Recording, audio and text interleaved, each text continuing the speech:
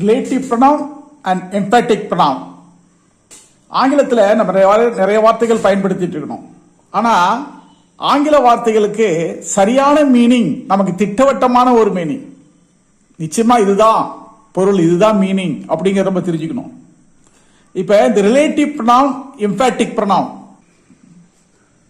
Self அப்படிங்கிற வார்த்தைக்கு முன்னாடி இப்போ நம்ம ப்ரொனவுன் யூஸ் பண்ணோம்னா, ப்ரொனவுன் யூஸ் பண்ணா ப்ரொனவுன் என்ன இருக்கு? மை இருக்கு.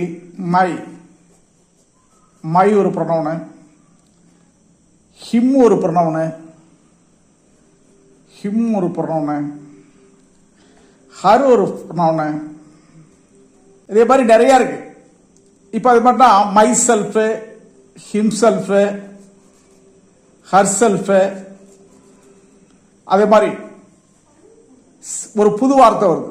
செல்ஃபுக்கு அப்புறம் செல்ஃபுக்கு முன்னாடி ஒரு ப்ரொனவுனை சேர்த்தா my self, him self, her self, it self, அதான் இட் செல்ஃப்.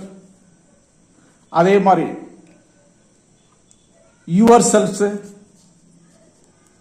அதே மாதிரி அவர் செல்ஃப்,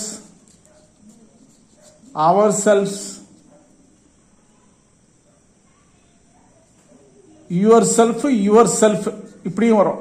யுவர் செல்ஃப் இல்ல ரெண்டு விதமா வரும். செல்ஃப்னு வரும், யுவர் செல்ஃப்னு வரும். Your self, your selves. இப்போ யுவர் செல்ஃப் மட்டும் அவர் செல்ஃப் மட்டும் இந்த ரெண்டுமே புளூரல் இருக்கிறதுனால யுவர் வந்து புளூரல்ல வரும், சிங்குலர்லயும் வரும். ஆனா புளூரல்ல அவர் செல்ஃப்னு வரும்போது அவர் செல்ஃப்னு வராது, அவர் செல்ஃப்னு வராது, செல்ஸ்னு வரும். அவர் செல்ஸ், அதான் அவர் செல்ஸ். இந்த மாதிரி ரிலேட்டிவ் ப்ரொனவுன் வரும்பொழுது ரெண்டு விதமான பொருள் வருது. ஒன்னு ரிலேட்டிவ் ப்ரொனவுனா வரும், எம்பேட்டிக் ப்ரொனவுனும் வரும். இந்த மை செல்ஃப்ங்கிற வார்த்தை ரிலேட்டிவ் ப்ரொனவுனா வரும், எம்பேட்டிக் ப்ரொனவுனா வரும். ஒரு இடத்துல ரிலேட்டிவ் ப்ரொனவுனா வரும், இன்னொரு இடத்துல எம்பேட்டிக் ப்ரொனவுனா வரும். இப்ப மை செல்ஃப்னு எடுத்துங்க. மை செல்ஃப் நானாகவே ஒரு பொருள் கொடுக்கும், நானாகவேன்னு ஒரு பொருள். இன்னொன்னு பாத்தீங்கன்னா நானாகவே நானே. இப்ப பாத்தீங்கன்னா I my self did this work, இது வந்து ரிலேட்டிவ் ப்ரொனவுன். இது என்னது? Relative pronoun. I my self did this work, நானாகவே இந்த வேலையை செய்தேன், மை செல்ஃப், நானாகவே.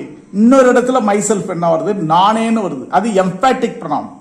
இது வந்து அழுத்தமா சொல்றது, நானே அப்படின்னு. ஐ myself have to wash my clothes, இது எம்பேட்டிக் ப்ரொனவுன். என்ன சொல்றான்? என்னுடைய ஆடைகளை நானே துவைக்க வேண்டியிருக்கிறது, நானே எம்பேட்டிக் ப்ரொனவுன். இதுக்கு என்ன வித்தியாசம்? இது நானாகவே ரிலேட்டிவ் ப்ரொனவுன், ஐக்கு மை செல்ஃப், ஐக்கு ரிலேட்டிவ் ப்ரொனவுன் மை செல்ஃப். இங்க emphatic pronoun, I myself have to wash my clothes, இது வந்து எம்பேட்டிக் ப்ரொனவுன். என்னுடைய ஆடைகளை நானே துவைக்க வேண்டியிருக்கிறது.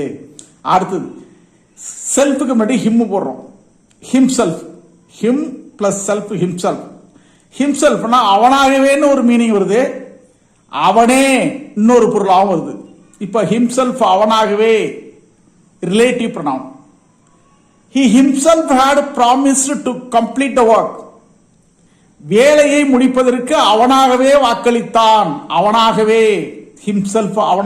இங்க பாருங்க, அவனே, இது எம்பேட்டிக் pronoun. He himself has to do his work, அவனது வேலையை அவனே செய்ய வேண்டும்,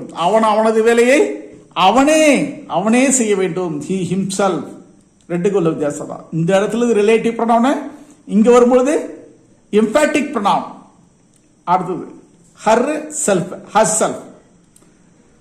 செல்ஃபுக்கு முன்னாடி ஹர்ங்கிற ப்ரொனவுனை சேர்த்தா ஹர் செல்ஃப், அவளாகவே, இது relative pronoun. She, herself, ஷீக்கு ரிலேட்டிவ் ப்ரொனவுன் என்ன? Herself, relative pronoun.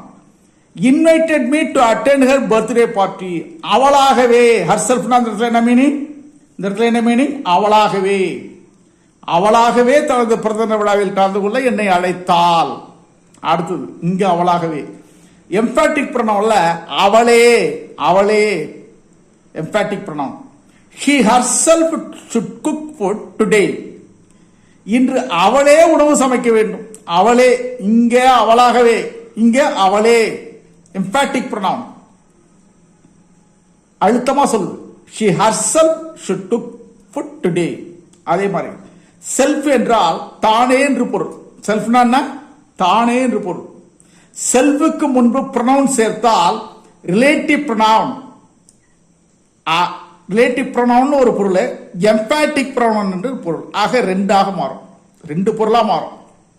Self என்ற வார்த்தைக்கு முன்னால் ப்ரொனவுன் சேர்த்தா ரிலேட்டிவ் ப்ரொனவுன் வருது, எம்பேட்டிக் ப்ரொனவுன் பொருளையும் வருது. ஆக அடுத்து நம்ம பார்ப்போம். இது மாதிரி செல்ஃபுக்கு முன்னாடி இட்டு சேர்த்தா இட் செல்ஃப். செல்ஃபுக்கு முன்னாடி இட்டுங்கிற ப்ரொனவுன் சேர்த்தா இட் செல்ஃப், அதுவாகவே. அது ரிலேட்டிவ் ப்ரொனவுன், அதுவாகவே. The dog itself identifies the known persons. தெரிஞ்ச அது நாய் அதுவாகவே, நாய் அதுவாகவே தெரிந்தவர்களை அடையாளம் காண்கிறது.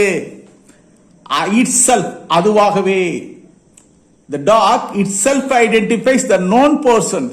நாய் அதுவாகவே தெரிந்தவர்களை அடையாளம் காண்கிறது. ஆக இந்த இடத்துல ரிலேட்டிவ் ப்ரொனவுன். அடுத்தது எம்பேட்டிக் ப்ரொனவுன். அதுவே, அழுத்தமா சொல்லுது, எம்பேட்டிக் பண்றோம், எம்பசிஸ் பண்றோம். The baby itself should cry for its mother's milk. குழந்தை தனது தாய்ப்பாலுக்கு அதுவே அழ வேண்டும், அதுவே அழ வேண்டும், அதுவே எம்பேட்டிக் ப்ரொனவுன்.